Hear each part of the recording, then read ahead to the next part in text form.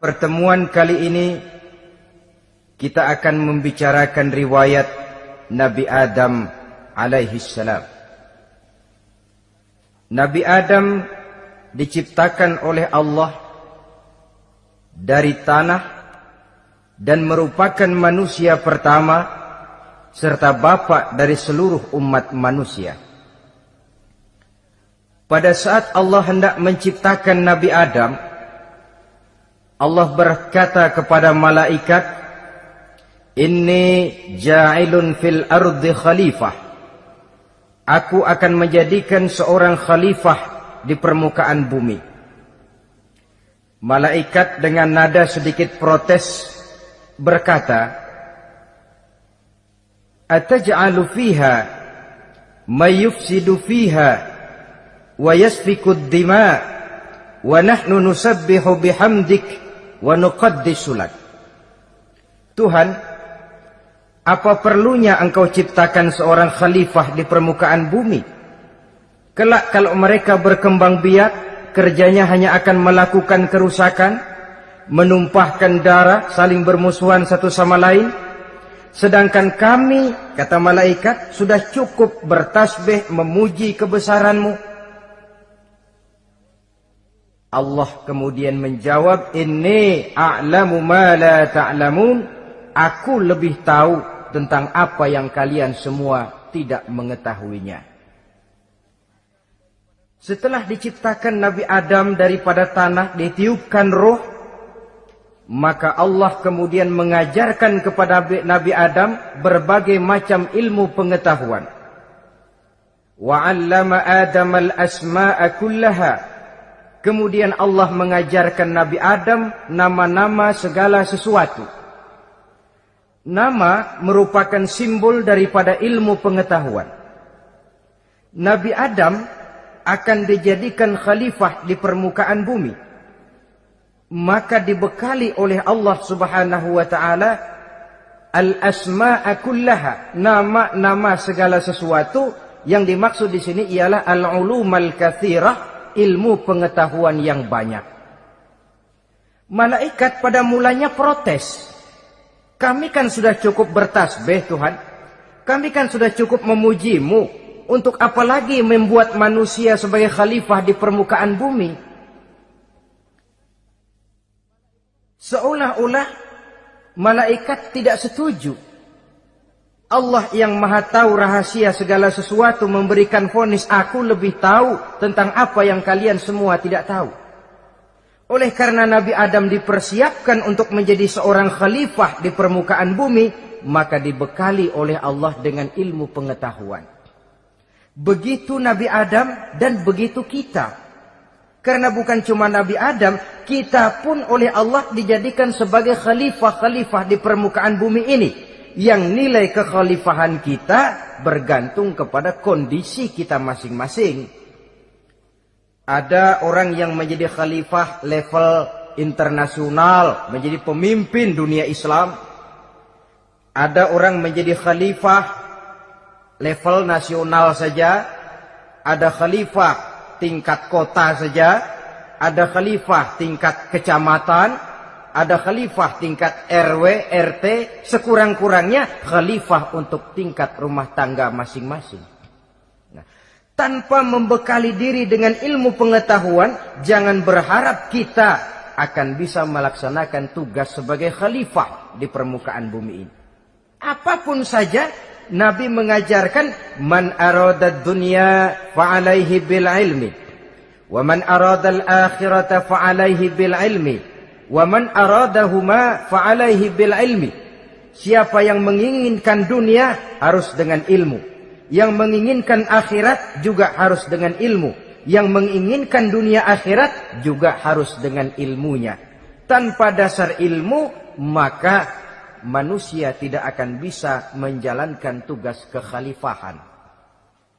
Setelah diajarkan Adam nama segala sesuatu, dikonfrontir, dihadapkan dengan malaikat. Hei malaikat, kalau tadi kamu bilang buat apa perlunya menciptakan khalifah? Nih bentuknya. Adam. Sekarang hei malaikat, Coba kamu sebutkan nama segala sesuatu ini yang ada di sini ini. Malaikat berkata, Subhanaka la ilma lana illa ma 'allamtana. Ya Allah, kami tidak punya ilmu, kami tidak tahu semua itu kecuali apa yang telah Engkau ajarkan kepada kami. Kalau kamu tidak sanggup, Adam, sebutkan nama-nama semua itu. Adam menyebutkannya dengan lancar. Ketika itulah Allah memerintahkan malaikat untuk sujud kepada Nabi Adam alaihi salam. Sujud di sini bukan sujudul ibadah, sebab sujud ibadah kepada yang selain Allah haram. Tapi sujud di sini sujudut tawadhu' i'tirafan bifadili Adam. Sujud merendahkan diri sebagai pengakuan terhadap keutamaan dan kelebihan Nabi Adam. Maka orang yang banyak ilmunya lebih utama dari orang yang hanya banyak ibadahnya. Bahkan iblis lebih takut kepada orang alim yang sedang tidur daripada orang goblok yang lagi ibadah. Model ini diceritakan dalam Ihya-nya Imamul Ghazali. Iblis masuk ke masjid mau menggoda orang lagi sholat. Sudah masuk di pojok masjid, dia lihat orang lagi tidur. Ngacir iblis keluar, cepat benar. Pucat mukanya. Ketemu di jalan sama temannya. Kenapa lari, Mas?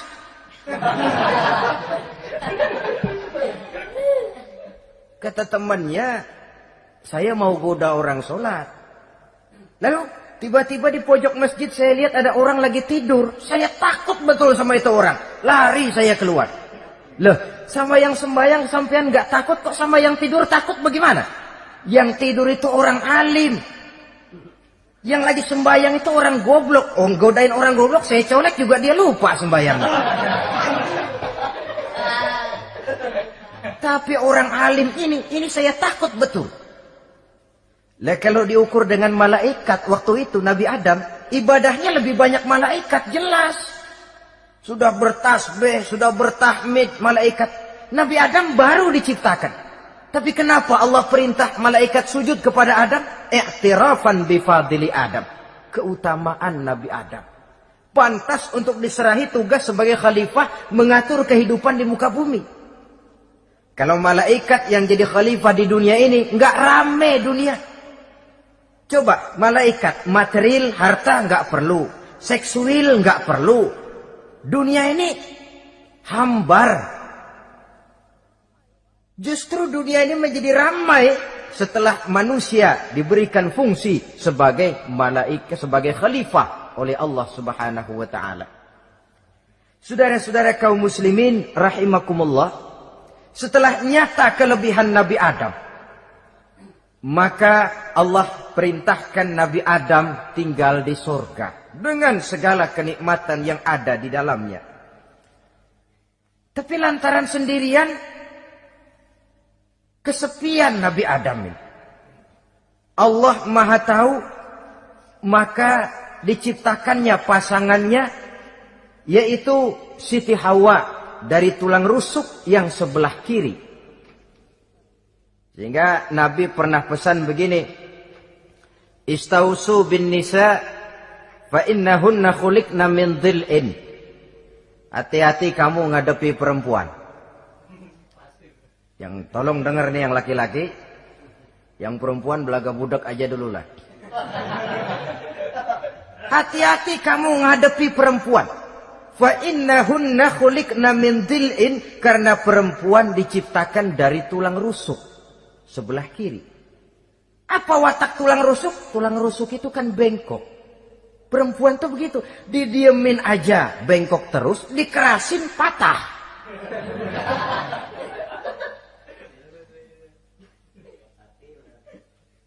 Saudara-saudara, di sini kita ambil satu hikmah bahwa ternyata yang bikin hidup terasa enak karena di sekitar kita banyak orang lain. Bodoh manusia kalau dia merasa bisa hidup sendirian. Tinggal di tengah kampung tapi gayanya gaya orang tidak mau kenal dan tidak mau tahu sama tetangga. Jangankan di dunia, di sorga saja Nabi Adam karena sendiri kesepian. Apa saudara mau tinggal di Jakarta? Apa saja di Jakarta, sudahlah milik saudara. Hotel Indonesia dikasih saudara, Hotel Borobudur punya saudara, Monas buntel bawa pulang. Semanggi ambil, tapi di Jakarta saudara tinggal sendirian. Kira-kira enak nggak? Ternyata yang bikin hidup terasa nikmat karena di sekitar kita banyak orang lain. Begitulah Allah ciptakan Siti Hawa. Setelah diciptakan Siti Hawa, natur manusiawi, Nabi Adam mau main pegang aja. Kata Allah, hai Adam, jangan kau sentuh sebelum kau bayar maharnya. Maharnya apa ya Allah? Maharnya antusalliya ala Muhammadin sallallahu alaihi wasallam. Maharnya kau bersolawat kepada Nabi Muhammad. Manusianya belum lagi diciptakan tapi namanya sudah ada. Nurnya sudah ada. Bahkan dijadikan mas kawin antara Adam dengan Hawa. Karena itu dalam Islam sebenarnya urusan kawin itu bukan yang sulit. Maka jangan dipersulit. Tapi juga jangan digampang-gampangin.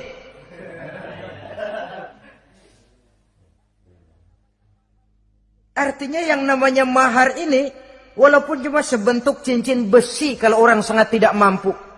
Bahkan dengan mengajarkan Fatihah saja sah sudah. Saya terima nikahnya Fulanah binti Fulan, dengan mas kawinnya saya ajarkan dia surah Fatihah. Kalau memang kere betul, tidak punya apapun, sah sudah itu. Agama ini mudah, karena itu jangan dipersulit, tapi juga jangan digampang-gampangin.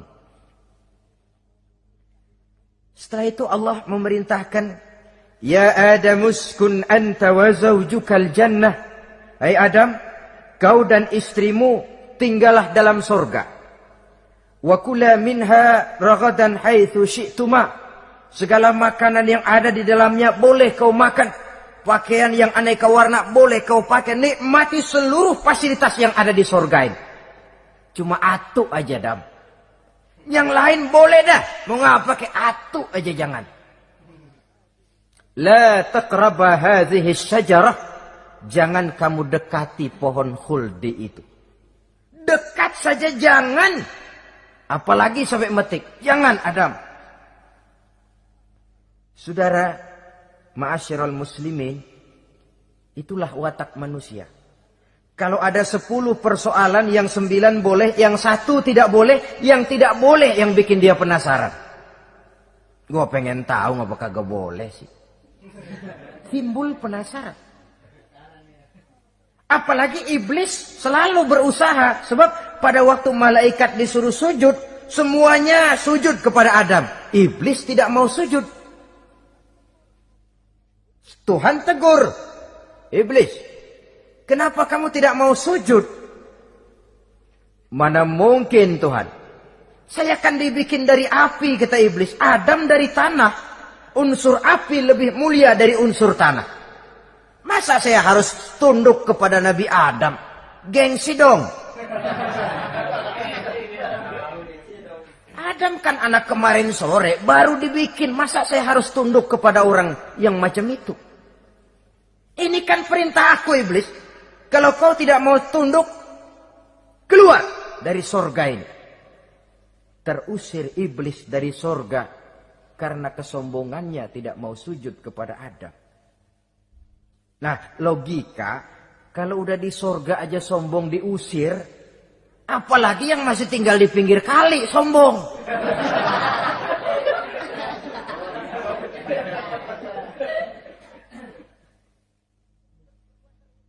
Tapi sejak peristiwa terusirnya itu, iblis bikin proklamasi. Apa proklamasi iblis? Rabbi fanzirni ila yaumi yub'asun. Ya Allah, gara-gara Adam saya diusir dari surga. Saya minta kepadamu ya Allah, beri saya kesempatan sampai hari manusia dibangkitkan. Kata Tuhan, innaka minal munzarin. Oke, silakan. Mau apa iblis? Rabbi bima aghwaytani la uzayyinanna lahum fil ardi wa la ughwiyannahum ajma'in. Ya Tuhan, disebabkan engkau telah menyesatkan aku, akan aku hiasi mereka manusia dengan kejahatan yang ada di muka bumi ini, dan aku akan sesatkan mereka semua. Ini proklamasi iblis. Gara-gara Adam saya terusir dari surga, maka sejak saat ini Adam dan seluruh keturunannya musuh bebuyutan saya. Akan saya lakukan segala macam cara untuk menggelincirkan manusia, agar mereka menjadi orang yang engkau murkai, ya Allah. Kemudian Allah memberikan jawaban. Dialog ini saudara bisa lihat dalam surah Al-Hijr ayat 40, 41 sampai 44. Kata Allah apa? Inna ibadi laisa laka alaihim sultanun illa man ittaba'aka minal ghawin. Silahkan iblis. Yang lain barangkali bisa kau goda. Kecuali hamba-hambaku yang benar-benar hambaku, engkau tidak akan punya daya mempertipu mereka. Engkau tidak akan punya kemampuan menggelincirkan mereka. Kecuali kalau memang mereka sudah mau ikut pengaruhmu. Sepanjang mereka benar-benar menjadi hambaku, kata Allah. Hamba Allah yang sebenarnya, mereka di luar kekuasaanmu, iblis.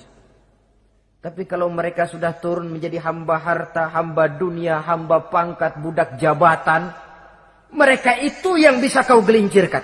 Selama mereka masih tetap sebagai hambaku, kata Allah, mereka di luar jangkauan kekuatan dan kekuasaanmu, iblis.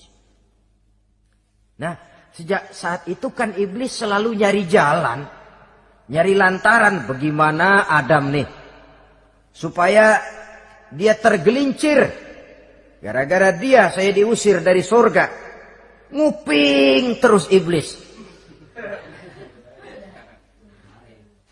Sampai akhirnya dia dapat berita tentang dilarangnya Nabi Adam mendekati pohon khuldi itu. Satu hari dengan muka sedih. Ya, iblis itu the best actor. Aktor ulung dia. Dengan roman muka sedih, dia datang kepada Nabi Adam dan Siti Hawa. Kata Nabi Adam, iblis, ente kok tampangnya demek amat sih?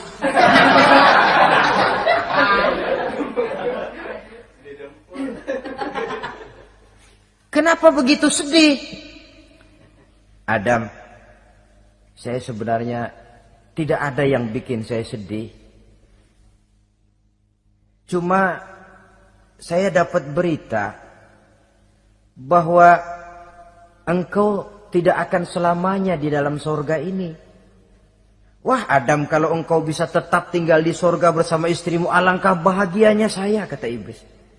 Tapi saya dapat kabar ente nggak bakalan lama-lama di surga. Buktinya ente dilarang makan buah khuldi. Khuldun artinya kekal. Kalau kau makan buah itu, kau akan kekal di surga, Adam. Tuhan gak pengen, makanya dilarang.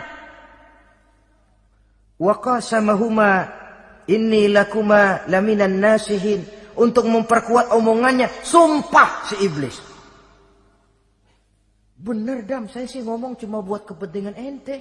Saya sayang sama ente. Oh, yang tahu cuma saya dah. Bicaranya seolah-olah untuk kepentingan Nabi Adam. Sebenarnya tujuannya tidak lebih menjerumuskan Nabi Adam.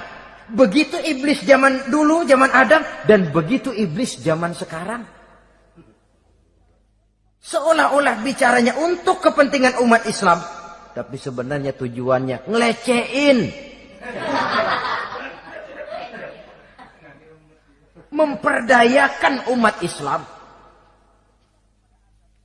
Dia bilang kepada Adam, saya sih cuma ngasih saran Adam, kalau ente pengen selamanya di surga, petik aja tuh buah. Pokoknya beres dah. Itu si Tuhan ngelarang, ya bohongin doang lo. Supaya kau dan istrimu tidak lama-lama di surga, maka dilarangnya kau memakan buah khuldi itu. Udah, embat aja. Saudara-saudara, tipu daya iblis ini bisa kita baca dalam surah Al-A'raf ayat 20 sampai ayat 22. Nabi Adam tergoda, ditambah oleh bujuk rayu Siti Hawa. Nabi Adam yang setengah hati itu akhirnya terpancing betul. Sebab itu perempuan, walaupun peranannya tidak begitu kelihatan, tapi memang sangat menentukan. Tidak ada seorang suami bisa sukses jadi apapun dia tanpa peran serta istrinya. Karena itu sebagai muslim, kita punya teman hidup dan kita punya lawan hidup. Siapa teman hidup kita? Dalam arti sempit, teman hidup kita istri. Kalau dia istri tentu suami yang taat kepada Allah dan Rasulnya. Dalam arti luas, teman hidup kita ialah setiap muslim. Setiap orang yang pandangan hidupnya sama dengan kita. Itu teman hidup. Lalu lawan hidup kita siapa? Lawan hidup kita secara mutlak iblis dalam segala bentuknya. Iblis yang berbentuk halus, ini ngusirnya rada lebih gampang. Konon ya, iblis setan itu kalau dengar orang azan kan lari. Takut dia, dibacakan bismillah, minggir. Yang sulit diusir ini iblis yang berbentuk manusia. Diazanin nyengir.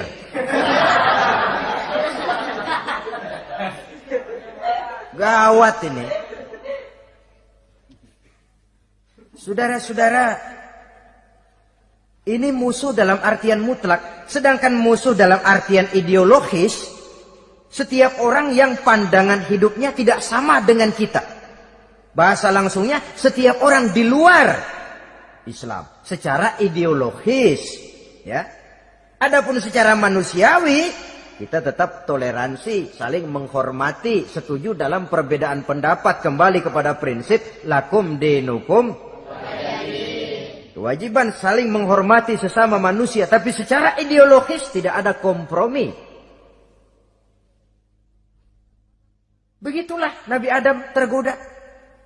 Dan begitulah iblis selalu menggoda keturunan-keturunan Nabi Adam sampai kepada kita sekarang ini. Tiap kali kita hendak melakukan berbagai kebaikan, iblis ini mulai bisik, kasak, kusuk, kesek. Saudara tadi dari rumah mau berangkat niat dengerin ceramah macam ini. Apa dikira iblis enggak? Wah, gatal iblis. Kata iblis, alah jangan bertingkah lah dengerin ceramah. Ceramah mah urusan 70 ke atas. Ente masih muda. Berjuang kita. Jihad, bismillah. Tidak, saya mau dengar ceramah. Berangkat kita ke tempat ini.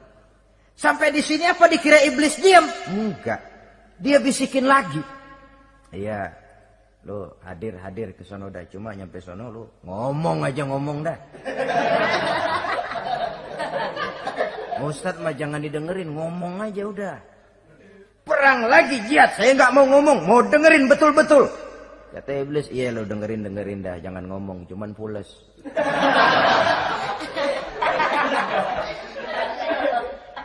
Segala macam cara dilakukan oleh iblis untuk menggelincirkan manusia.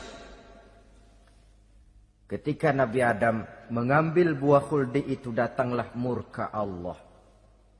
Adam, seolah-olah kalau bahasa kita, kelewatan kamu Adam. Dari belum ada aku ciptakan kau. Barangkali kau merasa kesepian, aku ciptakan Hawa. Aku tinggikan derajatmu dari malaikat sampai malaikat sujud kepadamu. Aku perintahkan kau tinggal di sorga dengan seluruh fasilitas yang ada di dalamnya. Cuma satu yang aku minta, jangan dekati pohon khuldi, engkau tidak sanggup Adam. Keluar dari sorga ini. Terusir Nabi Adam dan Siti Hawa dari sorga. Turun ke dunia ini. Turun terpisah lagi. Ya Allah. Orang itu kalau biasa susah, ketemu susah sih emang lalab namanya. Makanannya. Tapi biasa seneng ketemu susah. Ini yang kalau tidak kuat mental. Tengoklah zaman sekarang kan nih. Kalau tuan-tuan rajin baca pos kota. Kayaknya nyawa murah bener. Pasal duit 100, nyawa hilang. Pasal diputusin pacar, begon ditenggak. Gantung diri pakai tali plastik. Murah betul kelihatannya jiwa itu. Sehingga pantas kalau Nabi pernah katakan irhamu salasatan minan nas, sayangilah 3 macam manusia. Pertama, azizan zalla, orang mulia yang jatuh hina. Pejabat tinggi kalau pensiun kesian bener. Ya Allah. Udah nggak ada yang ngasih hormat, tanda tangan nggak laku. Azizan zalla, orang mulia yang jatuh hina. Yang kedua, ghaniyan qad iftaqara, orang kaya jatuh miskin. Dari hidup serba ada jatuh melarat. Yang ketiga, faqihan yal'abu bihil juhal, ahli fikih ngerti hukum tapi dipermainkan oleh orang-orang bodoh yang kebetulan punya kekuasaan. Lalu keluar fatwa sesuai dengan pesan sponsor. Yang halal bisa jadi haram, yang haram dibikin remeng-remeng. Ahli fikih dipermainkan oleh orang bodoh. Kasihan betul. Terpisah Adam dengan Hawa ini. Adapun Nabi Adam turun menyesal dengan seluruh kesalahannya. Sujud, taubat, menangis. Menurut riwayat, 300 tahun beliau sujud. Seraya membaca Rabbana zalamna anfusana wa illam taghfir lana wa tarhamna lanakunanna minal khasirin. Ini doanya Nabi Adam. Ya Allah, kami telah zalim kepada diri kami sendiri. Andai kata engkau tidak kasihan, tidak memberikan ampun kepada dosa yang kami lakukan, sungguh kami termasuk ke dalam golongan orang-orang yang rugi. Ini yang dibaca Nabi Adam dalam taubatnya. Di akhir taubatnya, Nabi Adam munajat kepada Allah. Ya Allah, dengan kebesaran Muhammad, ampunilah dosa saya. Allah tegur, kaifa araftahu ya Adam walam akhluqhu. Dari mana kau bisa tahu nama Muhammad Adam, padahal aku ciptakan saja belum manusianya. Kata Nabi Adam, pertama, ketika engkau ciptakan saya, engkau tiupkan ruh ke dalam jasad saya, terbuka mata saya memandang ke bawah arasmu. Di sana nampak dengan jelas tertulis di kaki arasmu, La ilaha illallah Muhammadur Rasulullah. Taulah saya bahwa Muhammad ini orang yang paling dekat dengan engkau ya Allah. Sampai namanya bergandengan dengan namamu di kaki arasmu. Yang kedua, ketika saya hendak menyentuh Hawa, kau juga yang mengatakan jangan kau bayar maharnya sebelum kau bersolawat kepada beliau. Saudara hadirin yang saya hormati, Nabi Adam diterima taubatnya oleh Allah.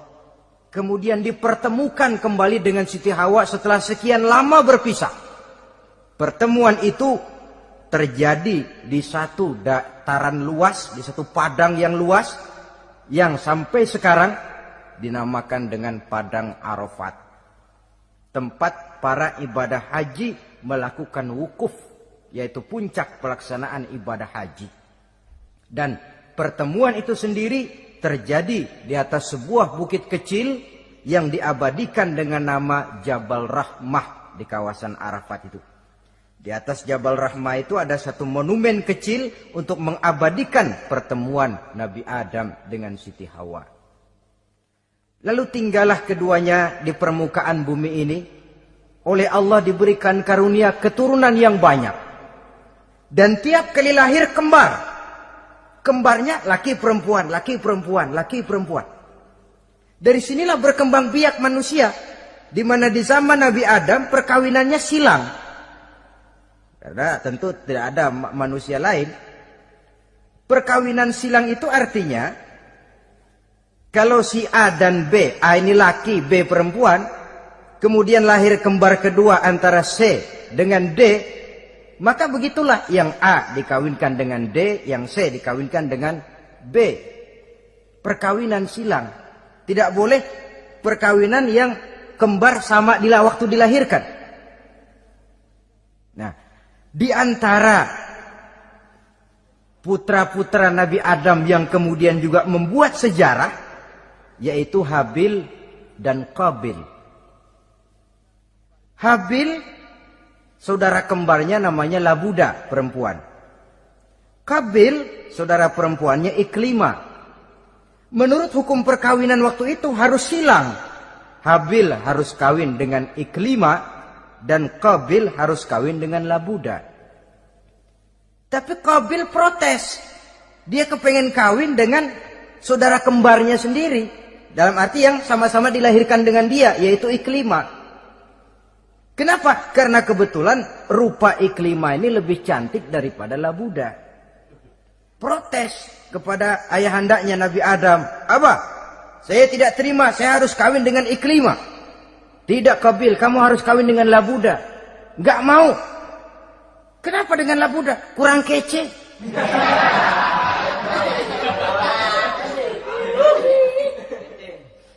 Bertengkar, Nabi Adam tidak berhasil menyelesaikan. Lalu diserahkan saja kepada Allah.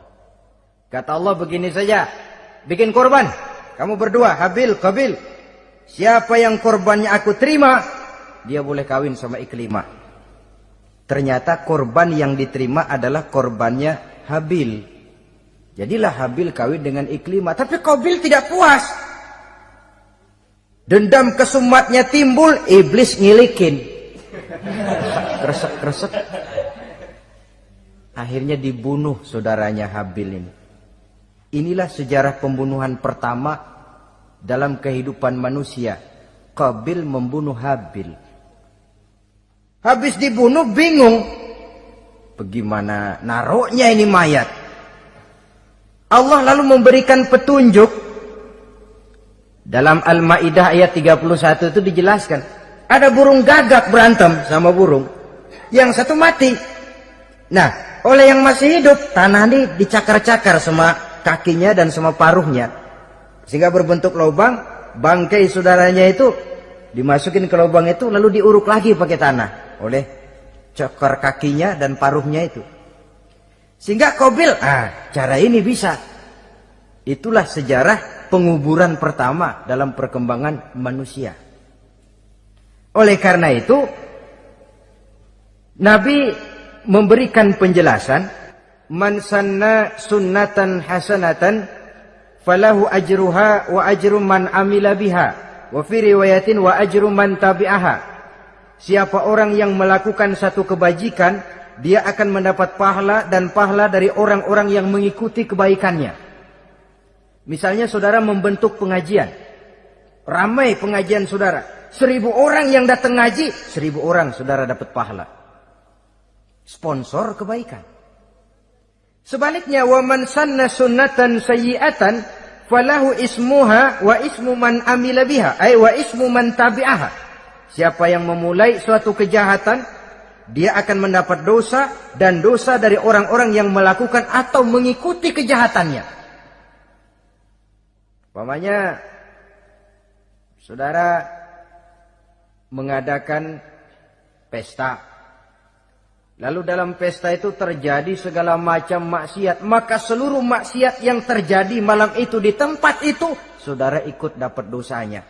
Kenapa? Sponsor. Tiap kali ada pembunuhan, Qabil dapat andil dosa. Kenapa? Sponsor. Tapi kalau 2 orang muslim, ini masalahnya Habil nggak ngelawan kan, dibunuh. Tapi kalau 2 orang muslim berkelahi, kata Nabi apa? Apabila 2 orang muslim saling berbunuh-bunuhan,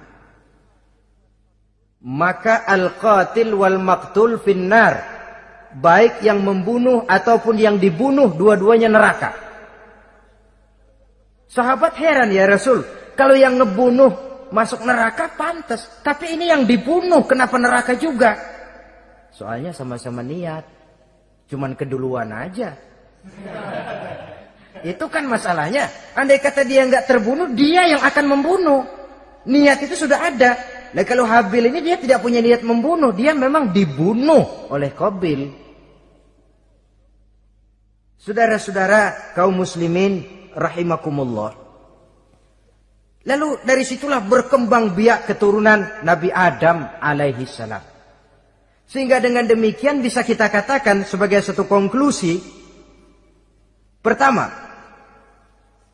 bahwa manusia adalah makhluk Allah yang menempati kedudukan tertinggi dan berasal dari Nabi Adam sebagai manusia pertama. Dengan malaikat sekalipun, manusia sebenarnya lebih tinggi. Kapan?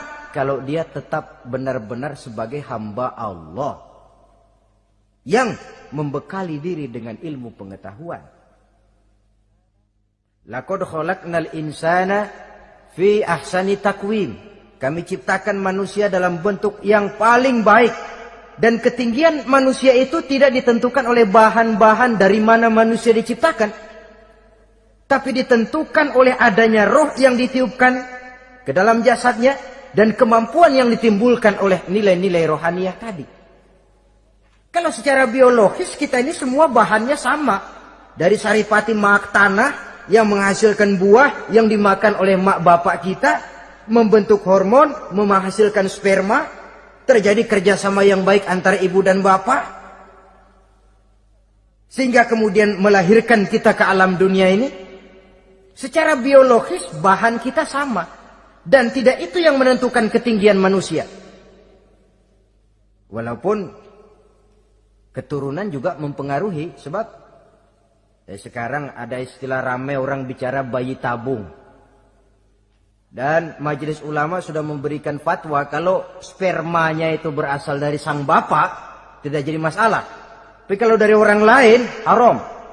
Yang lebih celaka lagi di negara maju, tidak lewat proses alam rahim. Jadi dalam satu tabung yang diberikan suhu yang mirip dalam kandungan, di situ dipertemukan antara sperma, air mani laki-laki, dengan ovum, air mani perempuan. Diberikan suhu yang mirip dalam kandungan, dan itu diharapkan bisa menghasilkan manusia lewat tabung kaca itu. Saya tidak sanggup bayangkan kalau sekarang orang tanya asal-usul kita, kan kita masih enak jawab. Kamu anak siapa? Oh, bapak saya Fulan, ibu saya Fulana. Oh, kenal saya. Tapi manusia yang akan datang kalau proyek ini berhasil, bapakmu siapa? Enggak tahu, saya dulu keluar dari tabung, Pak. Rendah betul martabat manusia. Sama saja dengan ada perempuan pernah protes, Pak, Islam itu enggak adil katanya. Kenapa? Masa dalam Islam laki-laki boleh kawin lebih dari satu, tapi perempuan enggak boleh kawin lebih dari satu? Supaya sama-sama adil, boleh dong perempuan punya laki lebih dari satu. Saya bilang, justru disitulah Islam itu hendak menjaga martabat manusia. Kalau seorang suami punya istri empat-empatnya lalu hamil, bapaknya jelas. Tapi kalau perempuan satu punya suami 4 lalu hamil, bapaknya yang mana ya?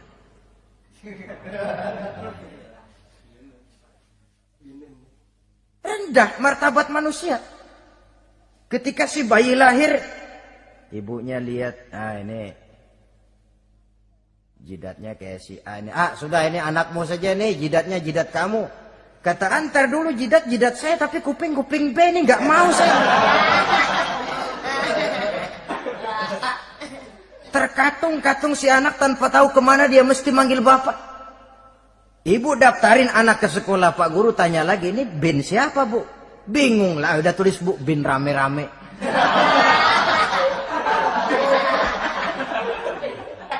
Kan rusak martabat manusia kalau sudah begitu. Justru Islam ini menjaga ketinggian martabat manusia. Jadi manusia itu fi ahsani takwim. Kapan? Kalau dia bisa menjaga kehambaannya di hadapan Allah dengan melaksanakan fungsi sebagai khalifah di permukaan bumi. Tapi bila dia sudah tidak lagi menjadi hamba Allah, tidak lagi berfungsi sebagai khalifah, dia sudah masuk summa radadnahu asfala safilin. Kami kembalikan ke tempat yang paling rendah, lebih rendah dari binatang sekalipun. Kalau dia tetap menjaga posisinya lebih tinggi dari malaikat, malaikat saja sujud kepada Nabi Adam, apalagi kepada makhluk-makhluk yang lain manusia ini. Tapi kalau dia tidak pandai, lebih rendah daripada binatang. Inilah uniknya makhluk bernama manusia. Dengan posisinya dia bisa menjadi lebih tinggi dari malaikat, tapi juga dia bisa meluncur lebih rendah daripada binatang. Untuk menjaga itulah diperlukan agama dalam kehidupan kita sekarang ini.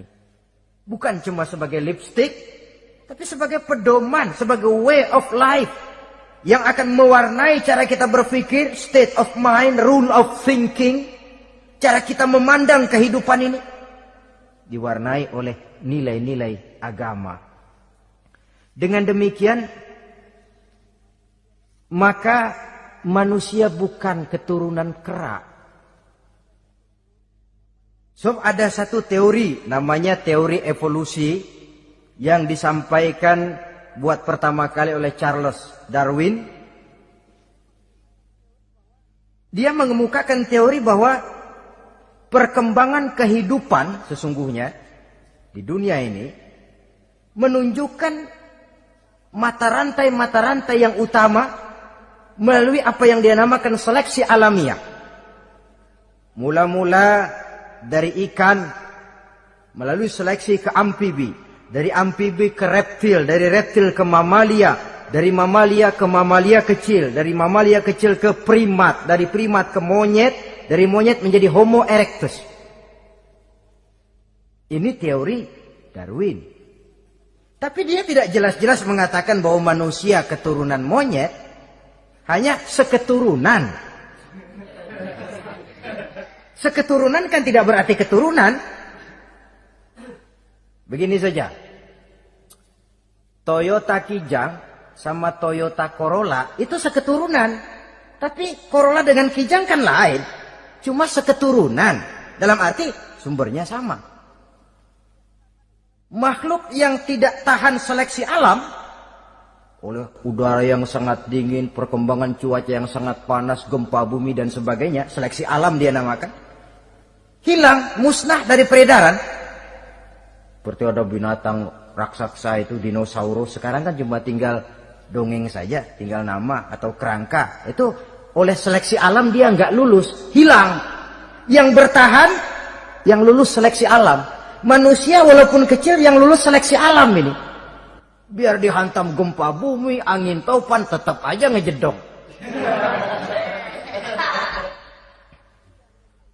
Nah, teori Darwin ini, teori evolusi ini didukung dan dibuktikan oleh peninggalan fosil atau binatang dan tumbuhan yang hidup dan mati selama perkembangannya.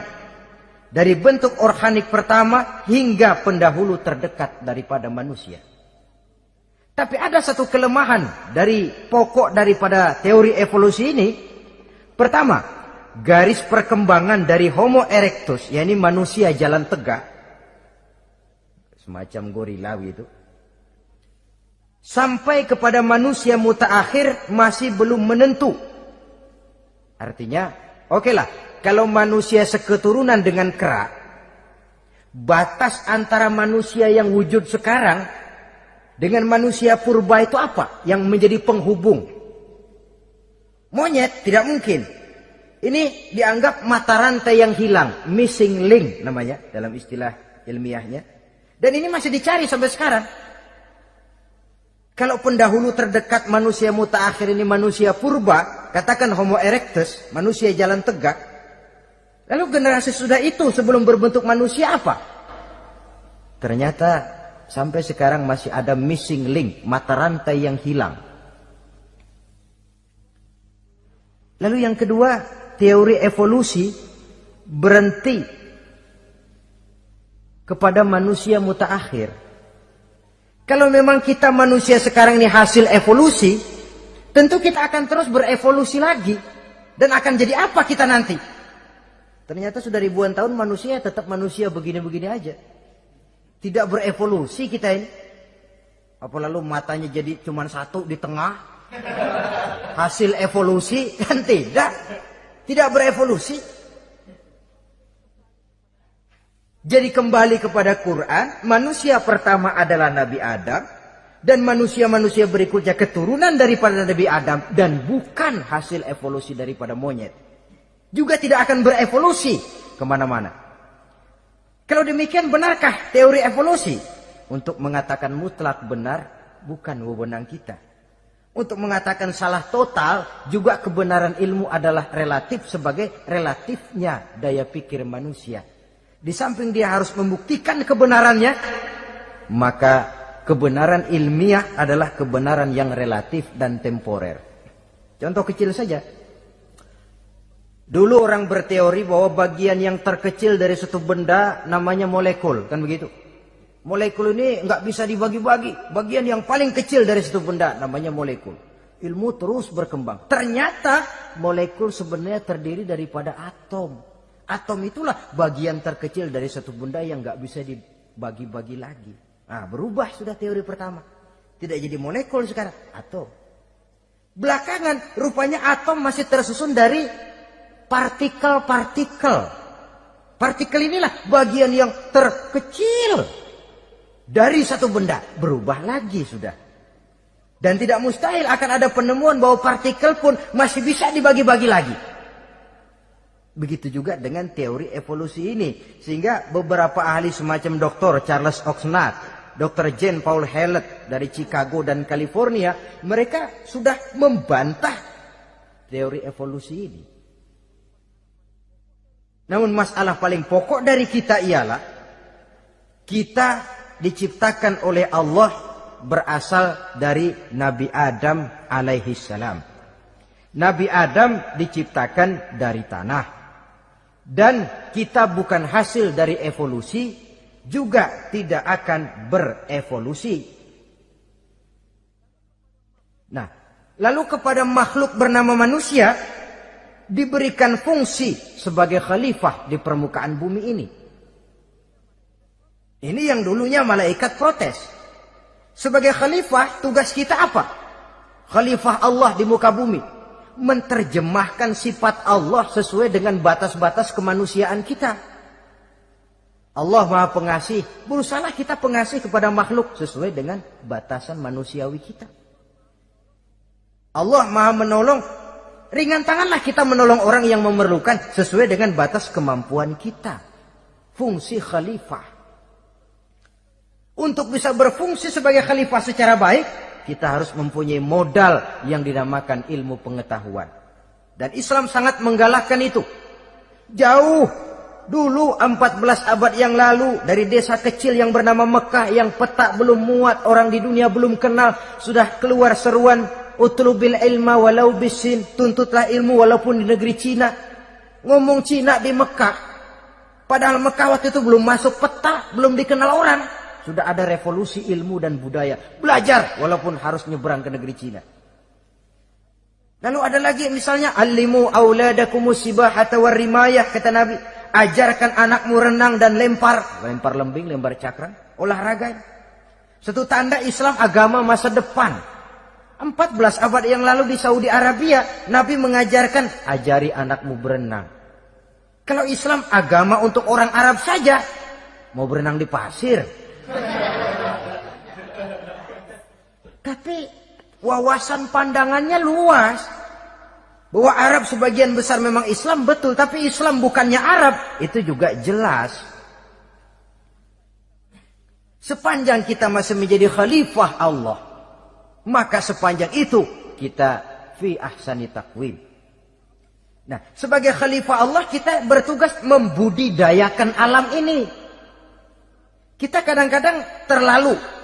Ada ayat, wa ma min dabatin fil ardi illa 'alallahi rizquha. Semua yang melata di muka bumi dijamin rezekinya oleh Allah. Ayat itu betul. Hak karena datang dari Allah. Bahwa rezeki disediakan di muka bumi, memang. Tapi rezeki itu tidak turun begitu saja laksana jatuhnya embun di waktu pagi. Kita harus berusaha. Dan usaha manusia mencari rezeki lain dengan ayam. Kalau ayam dari tahun atu. Jadi rezekinya tuh modalnya cuma ceker patok. Coba. Dari tahun 1 ayam, asal punya ceker, punya patok, sudah dapat rezeki dia. Nggak perlu masuk TK, SD, SMP. Tapi manusia cari rezeki, apalagi zaman sekarang. Persaingan hidup tajam, lapangan kerja sulit, tensi ekonomi tinggi. Masuk sekolah urusan, tamat sekolah urusan. Kadang-kadang dilema juga. Masuk perguruan tinggi negeri sulitnya setengah mati kayak onta masuk ke lubang jarum. Masuk perguruan tinggi swasta yang favorit biayanya selangit. Artinya tanpa membekali diri dengan ilmu, keahlian, skill, kemampuan, fungsi sebagai khalifah sulit untuk bisa kita laksanakan. Saudara-saudara kaum muslimin yang berbahagia. Kalau fungsi khalifah ini mampu kita laksanakan, iblis putus asa sudah. Sebagai khalifah di satu pihak kita menyembah hanya kepada Allah, di lain pihak kita membudidayakan alam ini. Ada apa sih di perut bumi? Minyak, gas, timah, emas. Ada apa sih di lautan? Pelajari lewat oceanografi, membudidayakan alam. Air sungai supaya arusnya nggak mengalir mubazir, ada manfaatnya, bisa menimbulkan energi yang menghasilkan tenaga listrik, bisa mengairi persawahan, irigasi. Bikin apa? Bikin dam, membudidayakan alam. Tapi juga mengislamkan budidaya itu. Bahasanya mengkulturkan natur, mengislamkan kultur. Membudidayakan alam dan mengislamkan budi dan budaya manusia ini. Sehingga apapun yang kita kelola dari alam ini nantinya akan untuk menunjang tugas sebagai khalifah, sujud kepada Qadhi Rabbul Jalil. Saudara-saudara, maka bersyukur kita oleh Allah dijadikan manusia. Tidak pesan, terima beres, cantik. Dari segi biologis maupun psikologis, tidak ada makhluk secantik manusia. Dibekali dengan agama di samping akal. Sehingga agama membimbing akal agar sampai kepada kebenaran yang hakiki. Kita sebagai keturunan Nabi Adam memegang fungsi khalifah. Jadi jangan main-main loh. Kita ini turunan Nabi, betul ini. Saudara-saudara yang hadir semua di depan saya ini, termasuk saya, kita gini, turunan Nabi kita ini. Nabi Adam. Jangan main-main loh. Turunan Nabi gini-gini. Nabi Adam.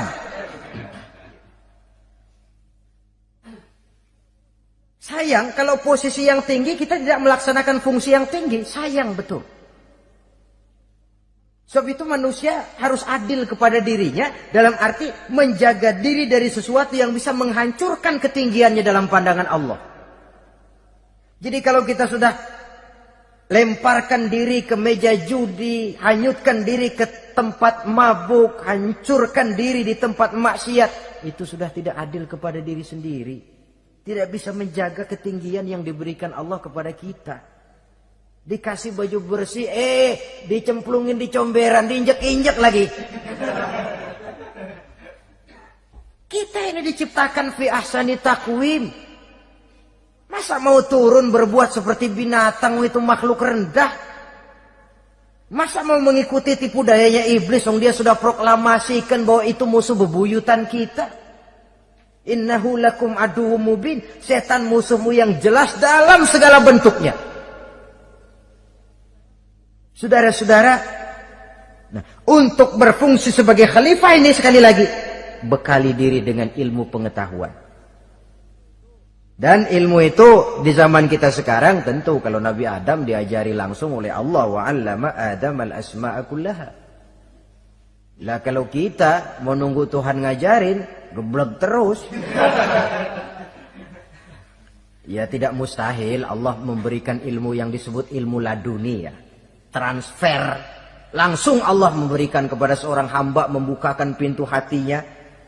Tapi bukan potongan kayak kita yang dapat ilmu laduni macam begitu.